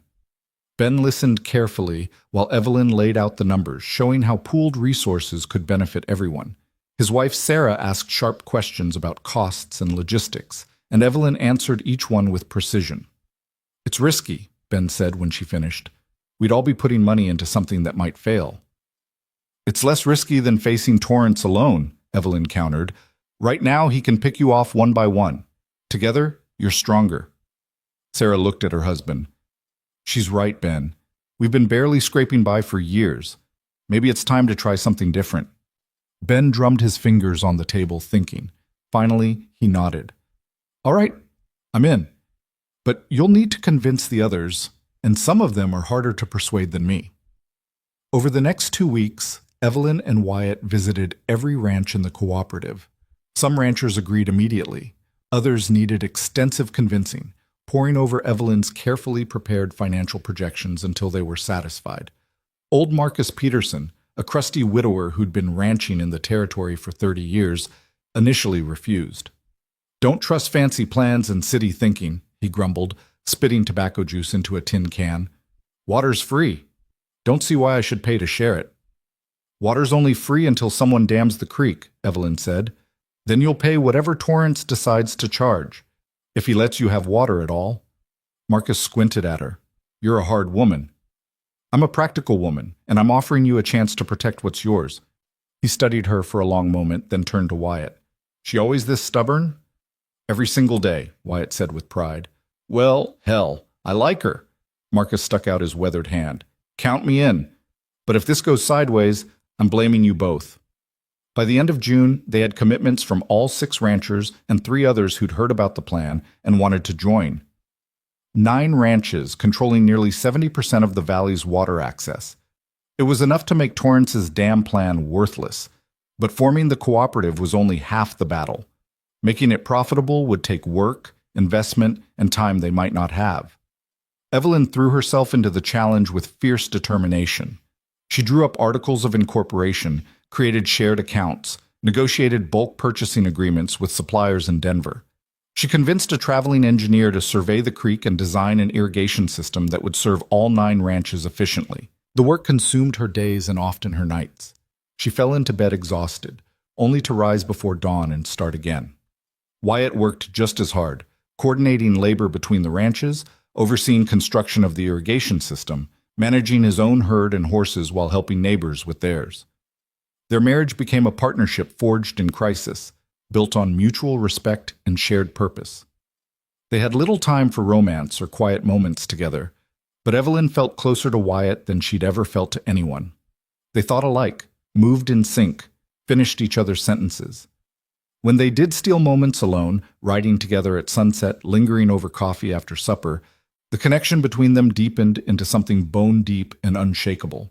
But Torrance wasn't idle. Reports filtered back of his men riding the valley, asking questions, making veiled threats. Fences were cut on cooperative ranches. A water pump was sabotaged at Ben Crawford's place. Someone poisoned Marcus Peterson's dog. "He's testing us," Wyatt said one evening, reading through a letter from Ben detailing the latest incidents. "Seeing how far he can push before we break." "Then we don't break," Evelyn said simply. She was sitting at the table surrounded by paperwork, her hair falling loose from its pins, ink staining her fingers. "We document every incident, report it to the territorial authorities, and we keep building. The territorial authorities don't care about a few ranchers in the middle of nowhere. They'll care when we make them care." She set down her pen. "I've been corresponding with a lawyer in Denver. He says if we can prove a pattern of harassment and property damage, we might be able to get an injunction against Torrance." Wyatt came to stand behind her, his hands settling on her shoulders. "How much will a lawyer cost?" $100 for the initial consultation and filing, more if it goes to court." He was silent, and she could feel the weight of his worry. Money was always tight, every dollar already spoken for. "We'll find it," Evelyn said, reaching up to cover his hand with hers. "Somehow, we'll find it." The breakthrough came from an unexpected source. In early August, Evelyn received a letter from Mrs. Patterson at the general store. A businessman from Denver was interested in purchasing beef in bulk to supply the railroad crews working through the mountains. He needed a reliable source of quality cattle and was willing to pay premium prices for a guaranteed supply. Evelyn brought the letter to the next cooperative meeting, held in Ben Crawford's barn with all 9 ranchers present. "This is our opportunity," she told them, spreading the correspondence on a makeshift table. "If we pool our cattle and sell as a single entity, we can negotiate better prices and establish ourselves as a legitimate business venture." "How many head would he need?" asked Tom Wesley, one of the newer members. 500 head to start, delivered monthly through the end of the year. Low whistles and muttered calculations filled the barn. 500 head was a substantial number, but between 9 ranches it was manageable. "What's the price?" Ben asked. $40 a head. Double what we'd get selling individually to the stockyards. The room erupted in excited chatter. At $40 a head, each ranch stood to make significant profit, enough to cover expenses, invest in improvements, and still have money left over. "There's a catch, isn't there?" Marcus said, ever the skeptic. "The cattle have to be delivered on time. Every time. Miss one delivery and we lose the contract." Evelyn met each rancher's eyes in turn. "This will require coordination, trust, and hard work. But if we can do it, we'll prove that the cooperative isn't just a defense against Torrance, it's a path to prosperity." The vote was unanimous. They would take the contract. The first delivery was scheduled for September 1st, giving them 3 weeks to gather the cattle, organize transport, and coordinate logistics. Evelyn created schedules, assigned responsibilities, and tracked every detail. Wyatt and the other ranchers worked dawn to dusk selecting cattle, preparing them for travel, arranging wagons and drovers. The work brought the community together in ways Evelyn hadn't anticipated. Ranchers who'd been competitors for decades now shared labor and resources. Wives helped each other with cooking for the crews. Children ran messages between ranches, their laughter cutting through the tension that had gripped the valley for months. For the first time since arriving in Colorado, Evelyn felt like she belonged to something larger than herself. These people were becoming her people. This harsh, beautiful land was becoming her home. 2 days before the first scheduled delivery, Jack Torrance made his move. Evelyn was alone at the ranch when she heard riders approaching. She'd been baking bread, and her hands were still dusted with flour when she looked out the window and saw 6 men dismounting in the yard. Torrance was in front, his face hard and angry. Her heart kicked into a gallop, but she forced herself to remain calm. Wyatt was at Ben's ranch helping with the cattle gather. She was alone and she knew it. She met them at the door, blocking the entrance with her body just as she had months ago. "Mr. Torrance, what can I do for you?" "You can tell your husband to call off this cooperative nonsense before people get hurt." His voice was cold, controlled, more dangerous than his previous bluster. "The cooperative is legal and beneficial to everyone involved. We're not calling off anything." "Legal doesn't mean smart, Mrs. Boone. You and Wyatt are making powerful enemies. We're making our own choices. That's what free people do." One of Torrance's men shifted, his hand moving toward the gun at his hip. Evelyn's pulse hammered, but she kept her eyes on Torrance. "You've got spirit, I'll give you that," Torrance said. "But spirit won't stop a bullet, and it won't save your husband when he pushes too far." "Is that a threat?" "It's a fact." He stepped closer, close enough that she could smell whiskey on his breath. "I could take everything from you in a heartbeat. This ranch, your husband, your future, all of it, gone." "Then why haven't you?" Evelyn's voice was steady despite the fear coursing through her. "You've had months. You burned our barn, sabotaged our neighbors, threatened and intimidated. But we're still here. The cooperative is stronger than ever. And in 2 days, we're delivering 500 head of cattle to Denver at a price that will make every rancher in this valley prosperous." Torrance's eyes narrowed. "What are you talking about?" "You didn't know?" Evelyn allowed herself a small smile. "We have a contract with the railroad. Premium prices, guaranteed income. By this time next year, every ranch in the cooperative will be profitable enough that your offers to buy them out will be meaningless. You've already lost, Mr. Torrance. You just don't know it yet." For a moment she thought she'd pushed too far. Rage contorted Torrance's features, and his hand moved toward his gun. But then he seemed to regain control, forcing his expression back into calculated neutrality. "We'll see about that," he said quietly. "We'll just see." He turned and mounted his horse, jerking the reins hard enough to make the animal toss its head. His men followed, and soon they were thundering out of the yard, leaving Evelyn shaking in the doorway. She sank onto the porch steps, her legs suddenly weak. She'd gambled everything on a bluff, revealing the cattle contract in hopes of making Torrance back down. But she'd also just painted a target on the entire delivery. When Wyatt returned that evening and she told him what had happened, his face went pale. "He'll try to stop the delivery, scatter the herd, sabotage the wagons, something." "I know." Evelyn's voice was quiet. "I'm sorry. I shouldn't have told him." "You did what you thought was right." He pulled her close. "And you were brave as hell standing up to him alone. But now we need to be smart." They rode to Ben's ranch and called an emergency meeting. By midnight, all 9 ranchers were gathered, grim-faced and armed. "We'll need guards on the herd around the clock," Ben said. "Rotating shifts, always at least 4 men watching." "And scouts on the perimeter," added Tom Wesley. "Anyone approaches, we need to know about it before they get close." Old Marcus cleaned his rifle with methodical precision. "Been a while since I had to shoot at anything besides coyotes, but I remember how."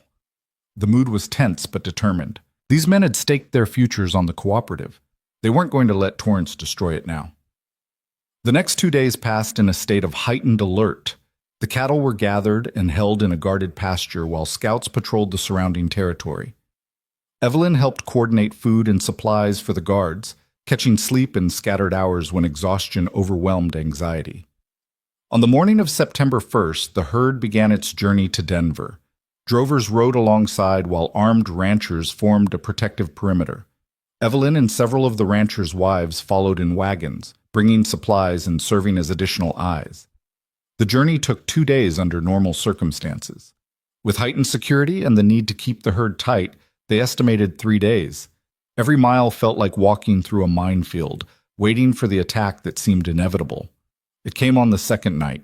They'd made camp in a broad valley with good visibility, the cattle bedded down and guards posted in shifts.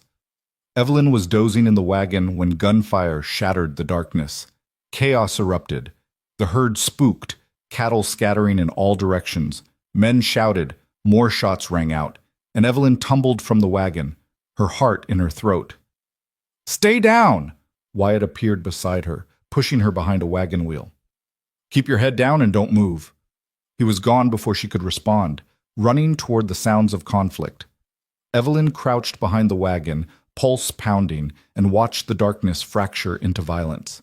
Muzzle flashes lit the night like lightning. She could see silhouettes of men on horseback, Torrance's men, trying to scatter the herd.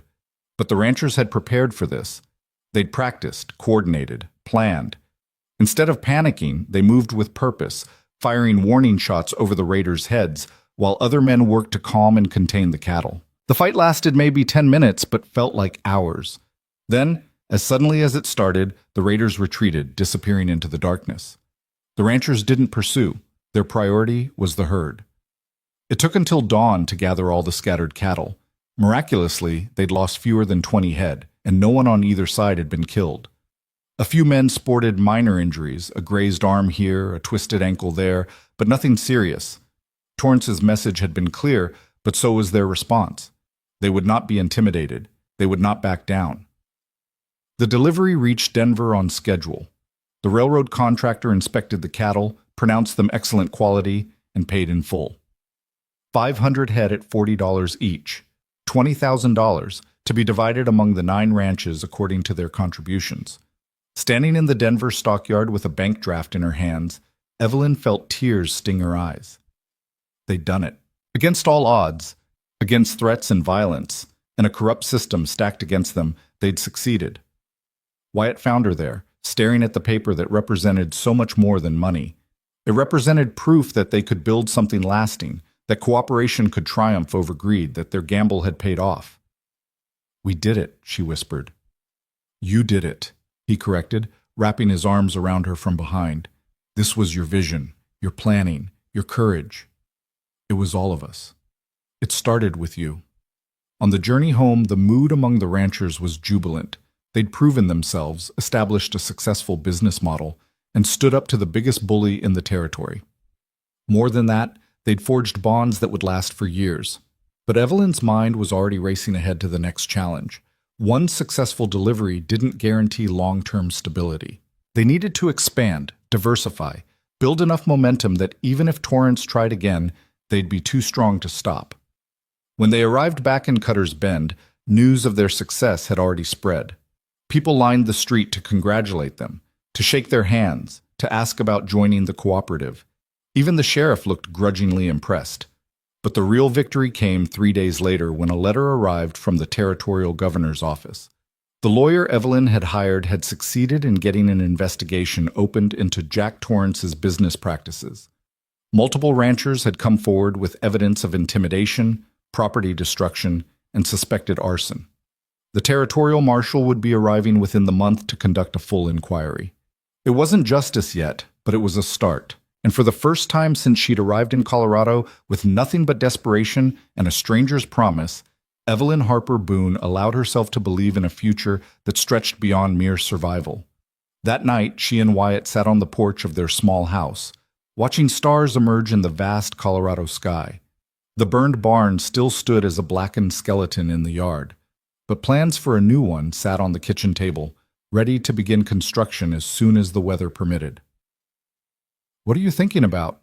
Wyatt asked, his arm warm around her shoulders. Evelyn leaned into him, feeling the solid strength of his presence.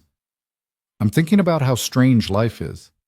6 months ago, I stepped off a train expecting to marry a man I'd never met, to build a life based on practical necessity.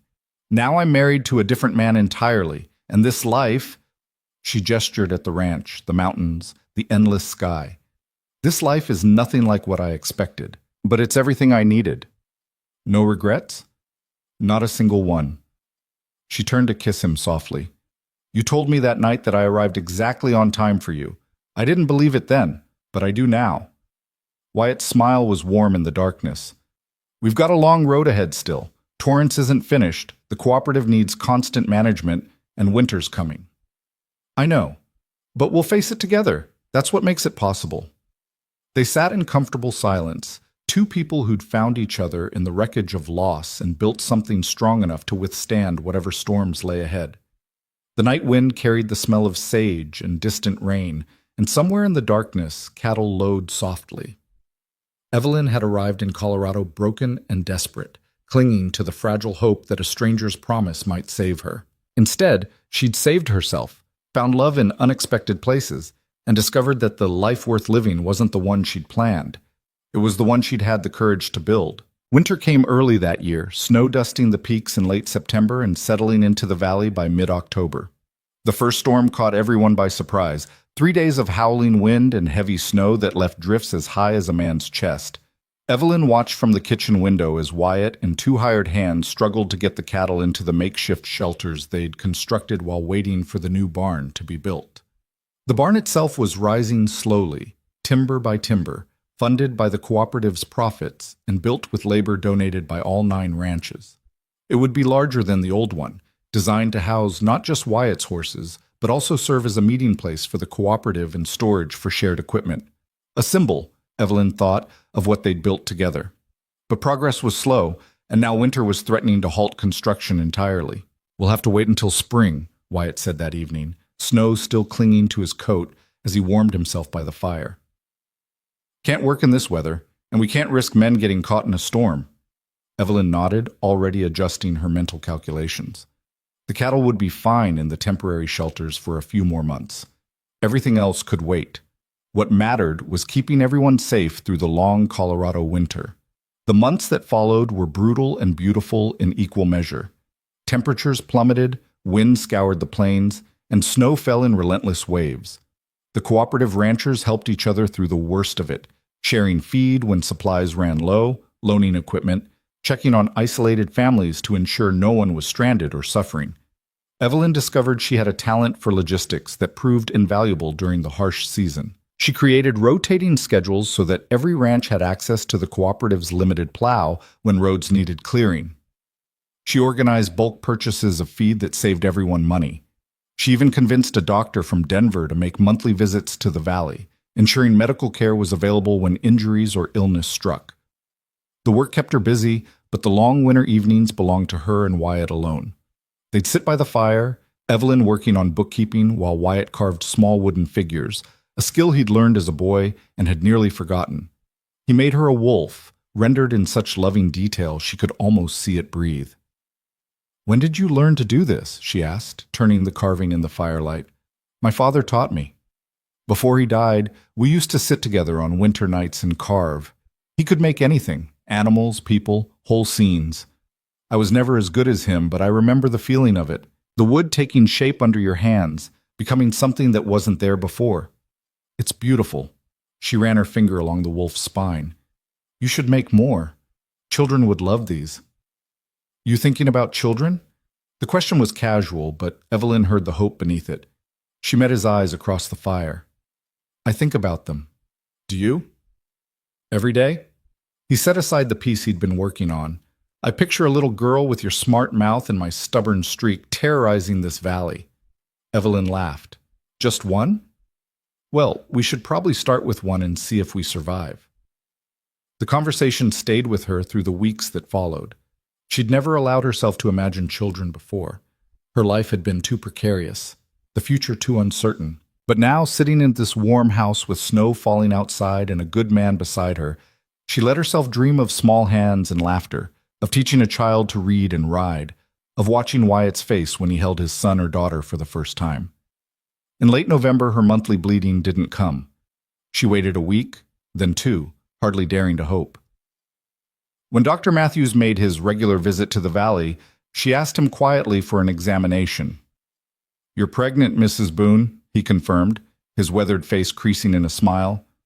"About 6 weeks along, I'd estimate. Congratulations."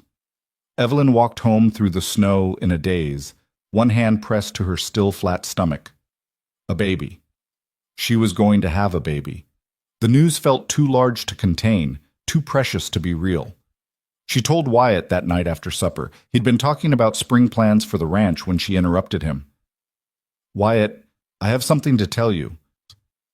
Something in her voice made him set down his coffee cup. "What is it? Are you all right?" "I'm fine. Better than fine." She took his hands, her heart racing. "I'm pregnant." For a moment he just stared at her, the words not quite registering. Then understanding flooded his face, followed by a joy so pure it took her breath away. "A baby? We're having a baby? We're having a baby." He let out a whoop that probably carried to the neighboring ranch, swept her into his arms, and spun her around until they were both dizzy and laughing. When he set her down, there were tears on his cheeks. "I'm going to be a father," he said, wonder in his voice. "We're going to be parents. Are you happy?" "Happy." He cupped her face in his hands. "Evelyn, I'm terrified and thrilled and more grateful than I have words for. You've given me everything, a partnership, a purpose, and now this, a family." They held each other in the firelight, and Evelyn felt the last piece of her old life fall away. She wasn't the desperate woman who'd stepped off a train 9 months ago, clinging to a stranger's promise. She was someone new, someone stronger. She was Evelyn Boone, rancher's wife, bookkeeper, organizer of cooperatives, and soon-to-be mother. The news spread quickly through the valley, as all news did in the tight-knit community. Congratulations poured in from every ranch. Molly sent a package of baby clothes she'd been saving from her own children. Sarah Crawford began knitting tiny sweaters. Even old Marcus Peterson showed up one day with a hand-carved cradle he claimed he'd found in the barn, but which Evelyn suspected he'd spent weeks making. But not everyone was pleased. In early December, word reached them that Jack Torrance's investigation had stalled. The territorial marshal had interviewed witnesses, examined evidence, and then mysteriously closed the inquiry without filing charges. Rumors suggested money had changed hands, pressure had been applied, and justice had once again been bought off. The news hit the cooperative hard. They'd pinned so much hope on legal recourse, on the system working the way it was supposed to. To have that hope crushed felt like a betrayal. "What do we do now?" Ben Crawford asked at an emergency meeting called to discuss the situation. "We can't fight him through legal channels. We've tried everything else." "We keep doing what we've been doing," Evelyn said firmly, her hand resting unconsciously on her stomach. "We make the cooperative so successful, so essential to this valley, that Torrance becomes irrelevant. We've already proven it can work. Now we expand it." "Expand how?" Tom Wesley looked skeptical. "We're barely keeping up as it is. We add more ranches, offer membership to anyone willing to join. The more people in the cooperative, the more political and economic power we have." She stood, moving to the map of the valley they'd hung on Ben's barn wall. "There are at least 15 ranches in this territory that aren't part of our group yet. Some are small, struggling. Some are on the fence. If we can bring them in, show them the benefits, we can control this entire valley." "And what about Torrance?" Marcus asked. "He's not going to just sit back and watch us grow." "No, he won't. Which is why we need to be smart, stay united, and watch each other's backs." Evelyn met each rancher's eyes in turn. "He wants us scared and divided. We give him the opposite." The vote to expand the cooperative was unanimous, and Evelyn threw herself into the recruitment effort despite her pregnancy. She visited small ranches with Wyatt, presenting the cooperative's success and offering membership. Some joined immediately. Others needed convincing, weeks of negotiations and financial projections before they agreed. By February, the cooperative had grown to 17 ranches. By March, it was 23.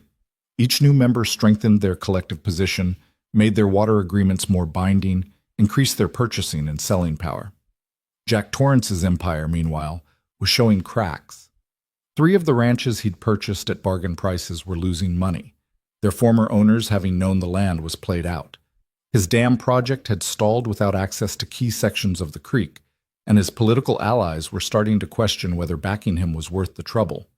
The shift in power wasn't dramatic or sudden. It was incremental, like water wearing away stone, but it was real. In April, as Evelyn's pregnancy became visible and the new barn finally neared completion, they received unexpected visitors. Two men from the territorial capital, well-dressed and official-looking, arrived asking to speak with the cooperative's leadership. The meeting was held in the partially finished barn.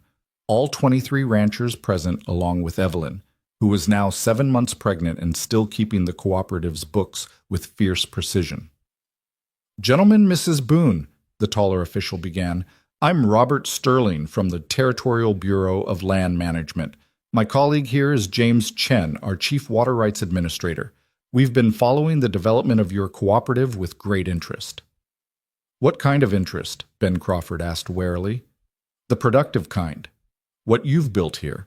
A voluntary association of independent ranchers working cooperatively for mutual benefit is exactly the kind of enterprise the territory wants to encourage. You've increased productivity, improved water management, and created a stable economic model in a region that's historically been volatile." Sterling paused, glancing at his notes. "We'd like to offer the cooperative formal recognition as a regional water authority. This would give you legal standing to manage all water rights in this valley, including the ability to deny or approve any dam or diversion projects." Stunned silence filled the barn. Evelyn felt Wyatt's hand find hers, squeezing tight. "Are you saying we'd have authority over Torrance's dam project?" Marcus asked carefully. "You'd have authority over all water projects in the valley," Chen clarified, "including any proposed by Mr. Torrance. Any such project would require cooperative approval. And based on the successful water-sharing agreements you've already implemented, we see no reason why you'd approve a dam that would primarily benefit a single landowner at the expense of others." It was everything they'd fought for, handed to them by the very government that had seemed so indifferent to their struggles. Evelyn wanted to laugh and cry simultaneously. "There must be conditions," she said, "because there were always conditions." "Just one," Sterling replied. "The cooperative must remain open to any rancher who wishes to join and meets reasonable membership criteria. You can't exclude people arbitrarily." "We wouldn't want to," Evelyn said. "Our whole model depends on inclusion." The paperwork was signed that day, making the Cutters Bend Valley Cooperative the first officially recognized regional water authority in the Colorado Territory. The news rippled through the territory like a thunderclap. Jack Torrance's response came 3 days later. He rode to the Crawford Ranch, where the cooperative was holding a celebration dinner, dismounted and asked to speak with the leadership. Evelyn was there despite Wyatt's protests that she should be resting. She watched from the porch as Torrance approached, noting the defeat in his posture, the absence of his usual swagger. "I'm here to request membership in the cooperative," he said without preamble. The gathered ranchers exchanged shocked glances. Ben Crawford recovered first. "You want to join us? After everything you've done?" "After everything I've tried to do and failed at, yes."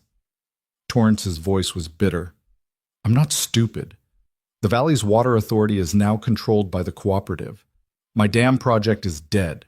My land is worth half what I paid for it because without water rights, it can't support the cattle I need to turn a profit. I can keep fighting and lose everything, or I can swallow my pride and ask to join." "Why should we let you?" Marcus asked, voicing what everyone was thinking. "Because despite what you think of me, I'm a good rancher.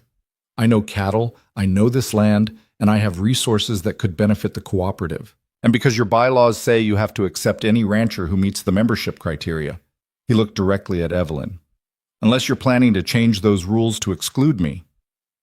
It was a calculated gamble on his part, and everyone knew it. But he was right about the bylaws. Evelyn had written them herself to ensure fairness and prevent exactly the kind of arbitrary exclusion Torrance had practiced. She stepped forward, her pregnant belly making her movements careful. "The cooperative accepts your application, Mr. Torrance, but understand this. Membership comes with responsibilities. You'll contribute like everyone else, follow the rules like everyone else, and be held accountable like everyone else. There will be no special treatment, no exceptions." "I understand." "And any past debts or grievances will be addressed according to cooperative policy. If others have legitimate claims against you for damages you've caused, you'll need to make restitution." Torrance's jaw tightened, but he nodded. "Agreed." The decision to accept him wasn't popular with everyone, but it was the right one. Turning him away would have undermined the very principles the cooperative was built on. And having him inside the organization bound by its rules was better than having him outside it, plotting revenge. In the weeks that followed, Torrance proved surprisingly cooperative. He paid restitution to ranchers whose property he'd damaged, contributed his share of cooperative expenses, and even offered useful suggestions during planning meetings. Whether his change of heart was genuine or purely practical didn't really matter. What mattered was that the conflict that had nearly destroyed the valley was finally over. The new barn was completed in early May, just in time. Evelyn went into labor on a warm spring morning, surrounded by women from every ranch in the cooperative. Sarah Crawford served as midwife, her experienced hands gentle and sure. The labor was long and difficult, lasting through the afternoon and into the night. Wyatt paced the porch with the other men, going quietly mad with worry. When the baby's first cry finally split the air, he burst through the door despite Sarah's protests. "Is she all right? Is the baby—" "They're both perfect," Sarah said, smiling. "Come meet your daughter." Evelyn lay exhausted in the bed they'd set up in the main room, her hair damp with sweat, her face pale but radiant. In her arms was a tiny, red-faced creature with dark hair and lungs that could wake the dead. Wyatt approached slowly, reverently, and Sarah placed the baby in his arms. He stood frozen, this strong man who'd faced down armed raiders and crushing debt, brought to tears by 8 pounds of squalling infant. "She's perfect," he whispered. "She's absolutely perfect." "Her name is Rose," Evelyn said softly. "Rose Margaret Boone, after my mother." "Rose." Wyatt tested the name, then smiled through his tears. "Hello, Rose. I'm your father, and I promise you're going to have the most amazing life." The baby quieted at his voice, tiny fingers wrapping around his thumb, and Evelyn watched her husband fall completely in love with their daughter. This moment, this perfect, ordinary miracle, was everything she'd never dared to hope for. In the days that followed, the ranch became a revolving door of visitors bringing gifts and congratulations. Molly arrived with a basket of supplies and stayed a week to help. Marcus brought more carved animals for the nursery. The Crawfords contributed a milk cow. Even Torrance appeared one afternoon with a silver rattle he claimed had been his mother's. As spring turned to summer, life settled into a new rhythm. Evelyn learned to balance motherhood with her work for the cooperative, often conducting meetings with Rose sleeping in a sling against her chest. Wyatt proved to be a devoted father, always ready to walk the floor with a crying baby or change a diaper despite his initial protests that he didn't know how.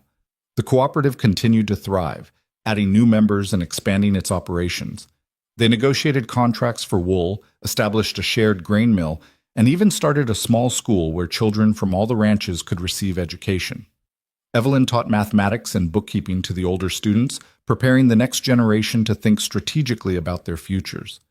2 years after Rose's birth, Evelyn gave birth to a son they named Samuel, after the man whose death had paradoxically given her life. Samuel Wyatt Boone came into the world during a thunderstorm, announcing his arrival with a temperament as fierce as the weather.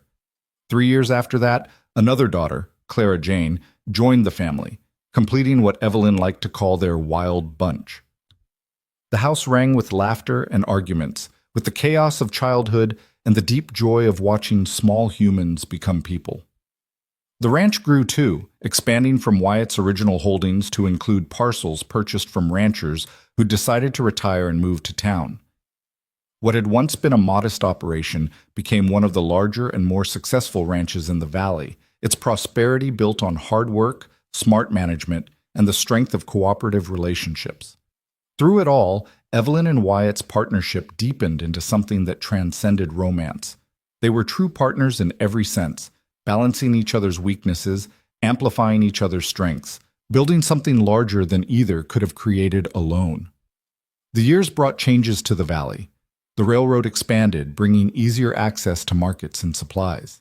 Cutter's Bend grew from a rough frontier town into a proper community with a school, a real doctor's office, and even a small library that Evelyn helped establish.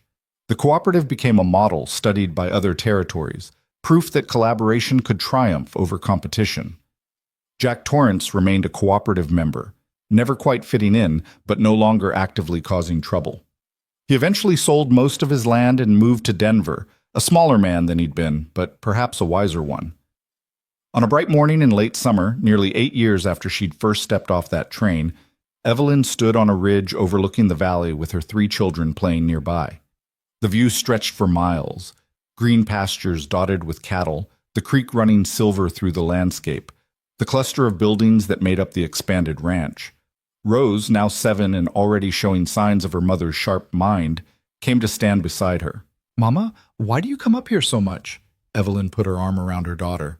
"Because from here, I can see everything we've built. The ranch, the other farms, the whole valley working together." "Did you always live here?" "No, sweetheart. I came from very far away, from a city called Philadelphia." "Why did you leave?" It was a simple question with a complicated answer.